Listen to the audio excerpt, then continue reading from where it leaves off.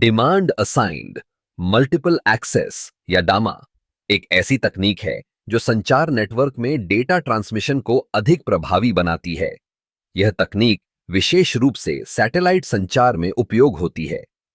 डीएएमए का मुख्य उद्देश्य यह सुनिश्चित करना है कि विभिन्न उपयोगकर्ताओं को आवश्यकतानुसार बैंडविड्थ उपलब्ध कराया जा सके, जिससे नेटवर्क का उपयोग अधिकतम हो सके। इस तकनीक में जब भी किसी उपयोगकर्ता को डेटा भेजने की आवश्यकता होती है, वह एक विशेष चैनल पर अनुरोध भेजता है। यदि चैनल उपलब्ध है, तो उसे तुरंत बैंडविड्थ आवंटित कर दी जाती है। यह प्रक्रिया बहुत तेज होती है और उपयोगकर्ता को बिना किसी देरी के डेटा ट्रांसफर करने की अनुमति देती है। डीएमए की एक महत्वपूर्ण विशेषता यह है कि यह बैंडविड्थ का कुशल उपयोग करती है। मान लीजिए एक सैटेलाइट पर कई उपयोगकर्ता हैं, लेकिन सभी एक साथ डेटा भेजने की आवश्यकता नहीं होती। डीएमए उन उपयोगकर्ताओं को प्राथमिकता देती है जो अधिकतम ट्रैफिक उत्पन्न कर रहे हैं। इससे न केवल नेटवर्क की क्षमता बढ़ती है, बल्कि यह लागत को भी कम करता है। अब डीएमए की तुलना करें FDMA frequency division multiple access और TDMA time division multiple access से।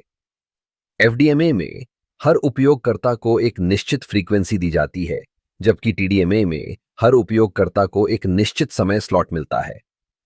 लेकिन डीएमए में बैंडविड्थ को जरूरत के अनुसार आवंटित किया जाता है, जिससे यह दोनों तकनीकों से अधिक लचीला और कुशल बनता है। डीएमए का एक और लाभ यह है कि यह नेटवर्क में ट्रैफिक की स्थिति के अनुसार अपने आप को अनुकूलित कर सकती है। जब नेटवर्क में अधिक उपयोगकर्ता होते हैं, तो डीएमए अधिक बैंडविड्थ आवंटित करती है, और जब उपयोगकर्ता कम होते हैं, तो यह बैंडविड्थ को कम कर देती है। यह स्वचालित अनुकूलन नेटवर्क की स्थिरता और प्रदर्शन को बढ़ाता है।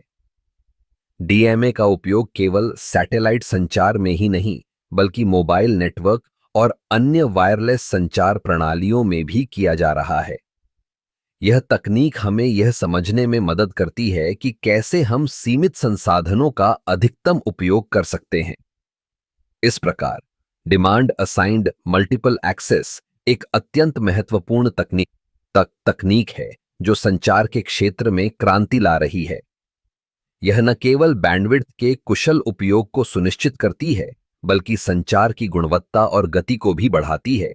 इस तकनीक के माध्यम से हम भविष्य में और भी अधिक उन्नत और प्रभावी संचार प्रणालियों की उम्मीद कर सकते हैं।